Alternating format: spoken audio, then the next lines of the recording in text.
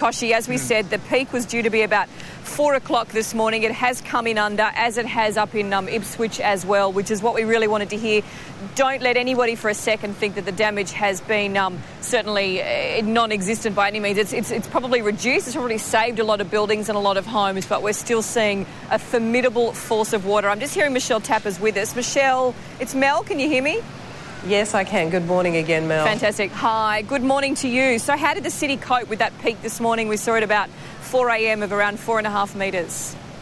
Well, the SES have been working overtime throughout the night. They've been door knocking along with police trying to evacuate people. They've had about 7,000 calls from people needing help to get out of their homes and relocate to the evacuation centre. Currently, there are about 1,000 people bedding overnight in the evacuation centre, but of course, hundreds more are staying with friends and family and got out in time before the water levels rose throughout the night. And the CBD is basically a ghost town. It's very eerily quiet. It's like Brisbane that I've never seen before. Traffic lights are out, some of the street lights are out, and about 127,000 homes are without power today. 80,000 of those are in Brisbane, and that number is expected to rise throughout the day. And it's not just the CBD that's affected, Mel. There are a lot of residential areas in the low-lying areas, Toowong, Milton, Auchenflower. Those are the inner city suburbs, and also some of the outer suburbs like Jindalee and Westlake. They're all flooded as well. So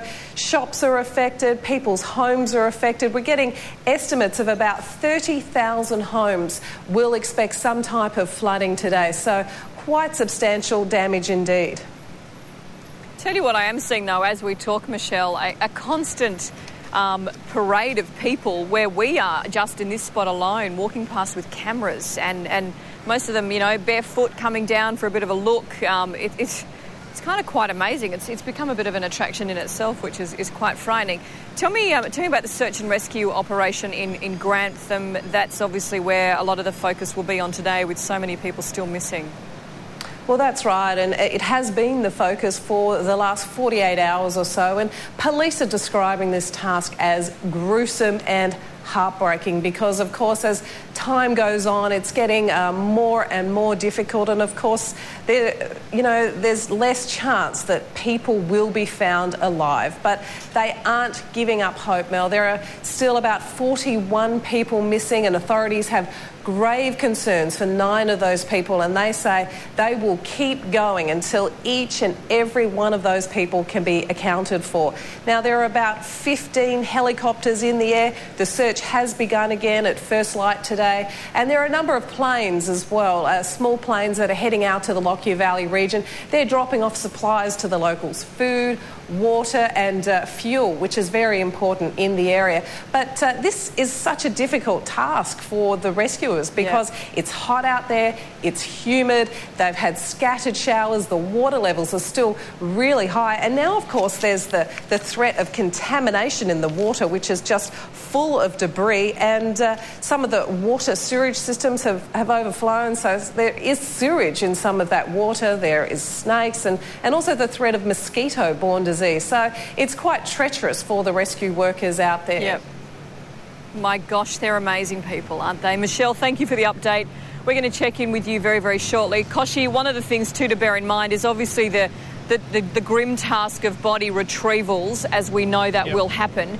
Bear in mind, we've talked a lot about the speed of the water, which, without wanting to be too morbid, and I'm sorry, but gives you an indication of how far some of these bodies may have gone. So the retrieval operation in itself will be a gruesome and a massive task. Yeah, absolutely. Now, we're getting lots of reports of what the Brisbane River is doing today. It did peak at 4.45 metres at 4 o'clock this morning, lower than authorities expected. We can talk all we like, but 7 News reporter Pete Doherty is actually seeing it for himself from the air in the 7 News chopper. Let's head back to Pete. Pete, just talk us through what you're seeing. Koshi, the pictures you're seeing at the moment, we were just showing you some of the close-ups of the amazing amount of debris that's both alongside of the river and in the river. And, you know, from up here, we're just trying to make out what these sections are. We've been talking to you all morning. As you zoom in there, look at the muck, the junk, that is, and that's just the stuff that's stopped alongside the river, not that which is going out. And there's a number of people there. This is up near the Pinkenbar end of town. It's very close to the mouth of the Brisbane River, and a number of people there just gathered to see what is going out of this river. The power, even the noise of the river, Koshi, it's just surging all night. People in the inner suburbs have been listening to the banging and the crashing and the clatter of all this junk as it tears away, breaks away, and then heads out to the Brisbane River. Now, we have, of course, been shadowing this giant section of walkway which broke away in town. I reckon it's got, we'll get you a shot now, probably about 1 kilometre to go before it exits the Brisbane River and heads out into the mouth of the river and then out into Moreton Bay. Those tugboats, amazing this morning, amazing job trying to keep it from destroying the Gateway Bridge, keep it from taking out vital infrastructure down this part of the port. I mean, all the stuff along this section of the river is what allows Brisbane's exports and Queensland's exports in and out. The fuel, or everything Queensland sends in and out, this is where it comes. And that walkway there, I underscore, it would be 100 metres long. It's the size of a football field, Koshi, and it is solid, and it had the power to take any of them out. Now, that one tugboat, it's been there all morning, but right now, just about to enter on the left side of screen is a second tugboat, which is currently battling its way up the Brisbane River to join in the fight. And perhaps they've got a plan here, perhaps they're going to try and move it into some safe area. But for the most part, the game plan for the last hour has been just to keep it in the centre of the river and not let it do too much damage. Pete, you're a veteran 7 News reporter. You have covered a lot of stories. You're up in the sky. You're seeing what Brisbane is waking up to this morning. Have you ever seen scenes like this that's happening to your city?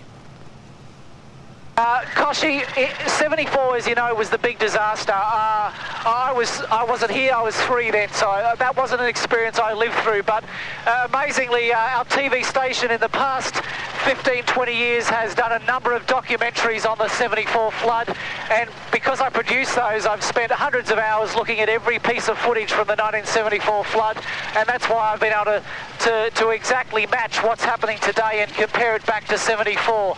Look, most people in Brisbane have forgotten about 74, or at least forgot about the potential that it could actually happen again.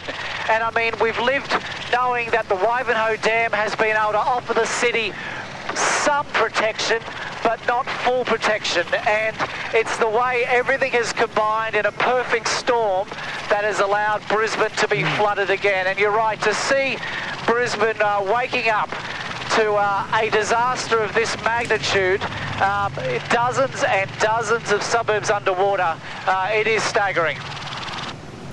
Pete, it's Mel here. I just, you talk about 74 and the rebuilding process. Yesterday I went to one of the evacuation centres here in Brisbane and had a chat and met a lovely man who'd lived through 74, lost everything, lost his home, talked about the rebuilding and all the things involved that we don't think about. You know, he said everything had to be replaced in the house, obviously things like carpet, but all the taps and the piping and et cetera, and then he's lost his house again, obviously why he was in the evacuation centre. And I just said to him, mate, how do you do it? How do you turn around for the second time and rebuild? And there's going to be a lot of people, Pete, in that situation, particularly a CBD that's going to have to face not only a clean-up, but as you talk about a rebuilding, I mean, that's going to be a huge task for Brisbane.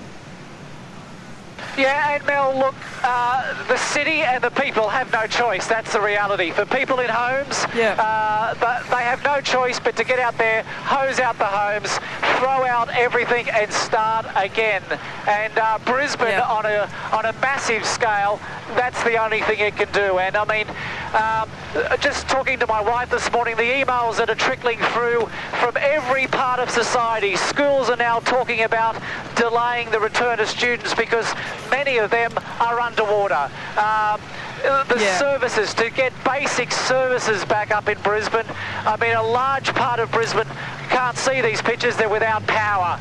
So repairing power infrastructure, that will be slow because crews will have to go suburb to suburb to make individual houses safe and individual streets and suburbs safe.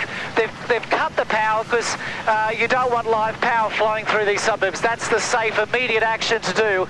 But the recovery phase to turn the city back on will be very slow. Think about those high-rise city buildings which are behind you. I mean, their basements are full of water. Their lower levels are full of water. To get back into those is a massive undertaking before you even think about the process in the suburbs to get people back into homes. And obviously, look, the inconvenience of people losing power is nothing compared to, I know the whole reason, if anyone hasn't caught up on, the whole reason they shut it down early was the sooner they could turn it off, the easier it is to then fire it up again, prevent any damage and hopefully have power back on, which is why that happened. So I know a lot of people this morning are relying on things like the internet for all their information because obviously they hopefully have enough battery power to get them through, but they don't have television, they don't have radio, they can't stay in touch with the news happening at that point. Pete, I want to ask you too, I mean, your heart's got to break for people in country communities, in places like Dalby, in places like Condamine who've been evacuated a number of times. A lot of these people went through all of this a couple of weeks ago, began the clean-up, then had to turn around and go through it all again. They're the ones whom my heart just breaks for. I don't know how you do it twice in 3 weeks. Mel, some of those places have actually gone underwater 3 times. Gosh. But, you know, in 3 weeks. Now, I just want to show you this.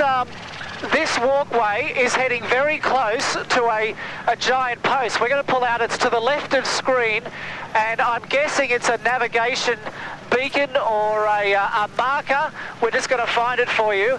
And there it is there on the left of screen. They're obviously going to work hard to try and stop itself wrapping it around there. But look, Mel, you're talking about the country towns. For the past month, Brisbane has been the support base to help save and protect those communities. It's from Brisbane they've been resupplied from. It's from Brisbane the workers have been deployed to go out. But now you have Brisbane facing its own disaster. So, look, while those towns still have people out there, it's a case of really them looking after their own communities themselves because Brisbane has a hell of a lot to deal with right now. And it just makes the task for those communities a lot harder because Brisbane's now got to focus very largely on its city, and look after the home base, if you like. And look, it looks like they are going to get that tug around that pylon, that beacon. Amazing guys driving these things, Pete. They're obviously very, very experienced. Look, I mean, we're not talking about a slow-flowing river here. This is a rapid, and clearly the tugs aren't trying to fight against the river. They're just trying to move east and west across the river, left and right, to keep it out of harm's way. They are doing an incredible job. It's you know, the power of the water is obviously a force of its own. The direction that it takes some of this stuff in, nobody has any control over. Koshi, you have a pretty good vantage point from where you are. I mean, I'm glued to it just here and I can't take my eyes off what's rushing past behind us. So you'd be seeing the same.